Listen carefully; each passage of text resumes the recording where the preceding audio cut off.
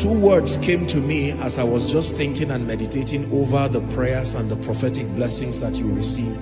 Number one is fear. The Bible says in 2 Timothy 1 verse 7, let me just rebuke the spirit of fear, that God hath not given us the spirit of fear. There's a lot happening in our world today, and some of us are already victims of fear. Financial fear, fear of your life, fear as a result of all kinds of medical reports. But this is the house of God. Therefore I decree and declare over every one of you here, those connecting online, that in the name of Jesus Christ, the spirit of fear loses its hold over your life now. The spirit of fear loses its hold over your life now. I cleanse your mind from the influence of fear in the name of Jesus Christ. Deuteronomy chapter 20, please, from verse 1. It says, when thou goest out to battle against thine enemies, and seest horses, chariots, and a people more than thou, it says, be not afraid of them, for the Lord thy God is with thee, which brought thee out of the land of Egypt. Verse 2. And it shall be, when you are come nigh unto the battle, that the priest shall approach and speak unto the people. Verse 3.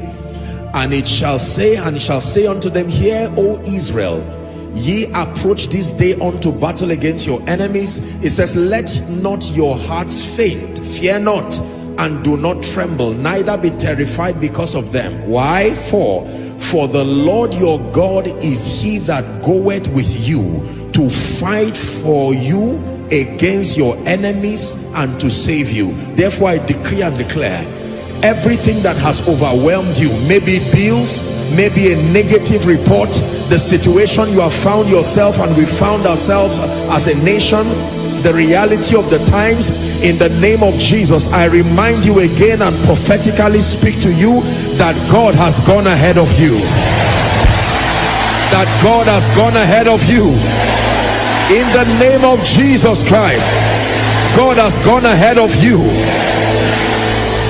Deuteronomy 27 and verse 14. This was a prophetic word that came to my spirit for someone. Deuteronomy 27 and verse 14. Hallelujah. It says, and the Levites shall speak and say unto the men of Israel with a loud voice, cursed be the man that maketh any graven or molten image, an abomination unto the Lord, the work of the hands of craftsmen, and putteth it in a secret. And all the people shall answer, amen. Please listen. This is a word for someone. You are about to compromise and dabble into all kinds of satanic things because it looks like serving God does not pay. And people are already introducing things. Bring this charm to your house, add this one. After all, it's just a spiritual thing. The Bible says, when you make anything that is not of God and put it in the secret in hope that it will help you, the jealousy of God itself will fight. Therefore I decree and declare, every temptation towards compromise, to bring any other idol and to bring any other extra biblical practice because you are looking for help, I declare in the name of Jesus, you overcome that temptation now. You overcome that temptation now. You overcome that temptation now, in the name of Jesus Christ. Hallelujah. Praise the name of the Lord. In Philippians chapter 4 and verse 19, Paul spoke over the Macedonian church, and he says, but my God shall supply how many? All your needs according to his riches in glory by Christ Jesus. Let me speak that over your life this week in the name of Jesus. My God, may he supply all your needs. My God, may he supply all your needs.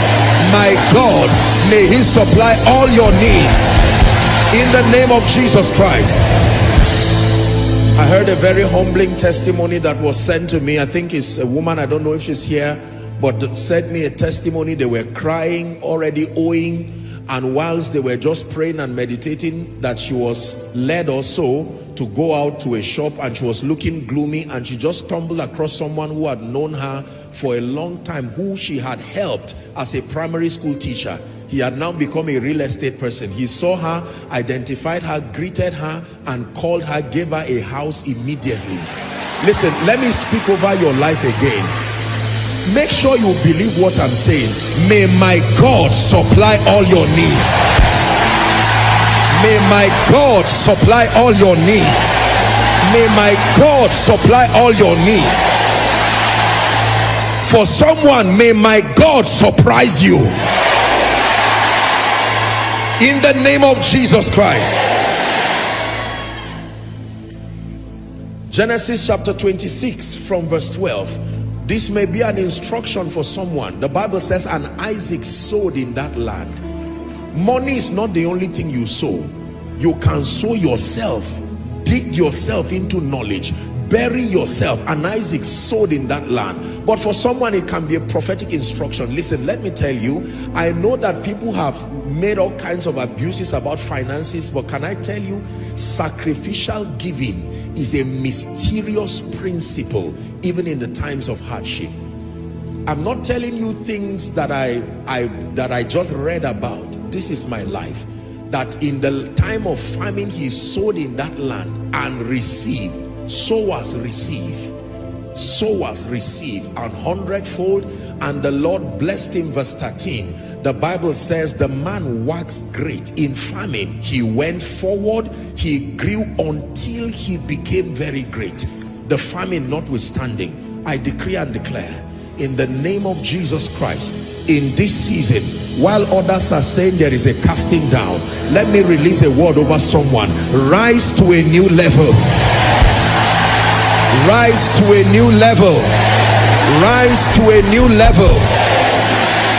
In the name of Jesus Christ. Every time I have the opportunity to speak over your life, I must speak favor. I wish I have the time to give you personal testimonies. Last week to this week, God did something in my life that almost left me in tears. And I said, God, I know you as a mighty God, but you never stop bringing surprises to men. This is something, look, let me tell you, when God decides to place his grace upon your life becomes an unending wonder. I want to pray from the depth of my heart. This is my assignment. I'm not preaching. Mine is for you to receive. If you like, you can look around and be doubting. If you like, you can open your heart sincerely and receive and allow God to change your life. I decree and declare in the name of Jesus Christ, may the mantle, the unction, the anointing that distinguishes you and compels men to come and bless you, I release that grace upon you now. Receive that grace now. Receive that grace now. Upon your head, receive it now. Upon your hands, receive it now. Upon your feet, receive it now. One more time. Upon your head, receive it now. Upon your hands, receive it now. Upon your feet, receive it now. I say it again. Upon your head, receive it now. Upon your hands, receive it now. And upon your feet, receive it now. In the name of Jesus Christ. Listen, the grace upon your head is for illumination and understanding. The grace upon your hand is for productivity, and the grace upon your feet is for direction and speed. Now you understand what I'm releasing. In the name of Jesus, upon your head, let this grace rest upon you. Upon your hands, may this grace rest upon you. Upon your feet, let this grace rest upon you. Koinonia, I declare one more time, upon your head, may this grace rest upon you. Extraordinary illumination by the Spirit. Upon your hands, may this grace rest upon you. And upon your feet, receive speed and direction. In the name of Jesus Christ. It says, and I will give you a wisdom and a mouthpiece, that your adversary will not be able to gainsay nor resist. I place something upon you, that from today as you speak, in the name of Jesus, those who have what it takes to bless you, may they hear you. As you speak, those who have what it takes to help you, may they hear you.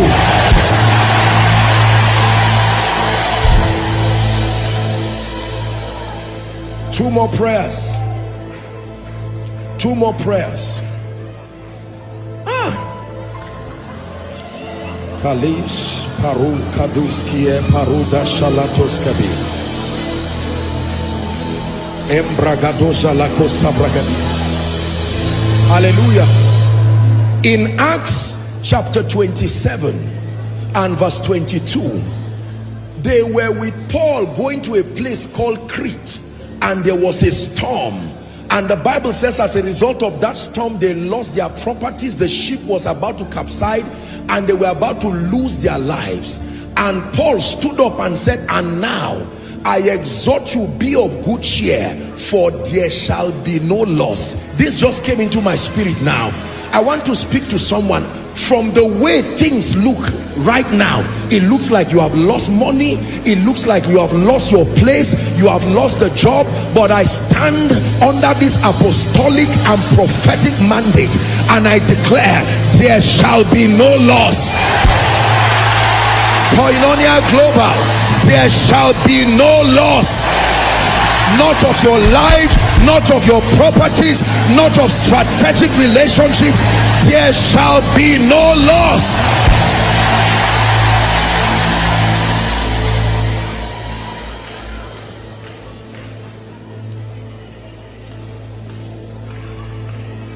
There shall be no loss.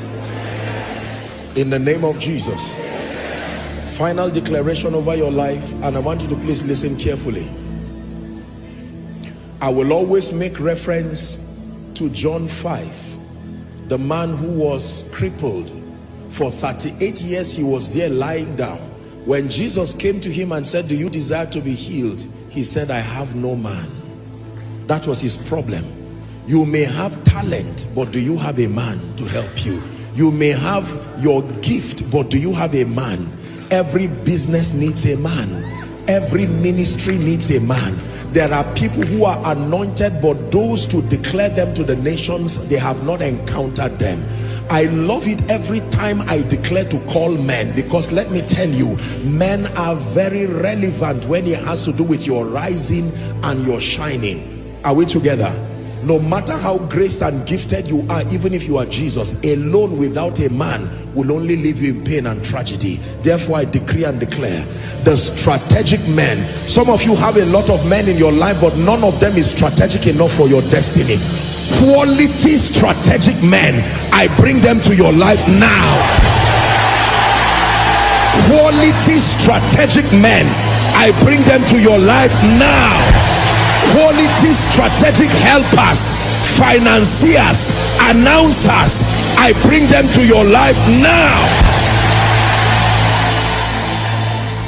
Hallelujah.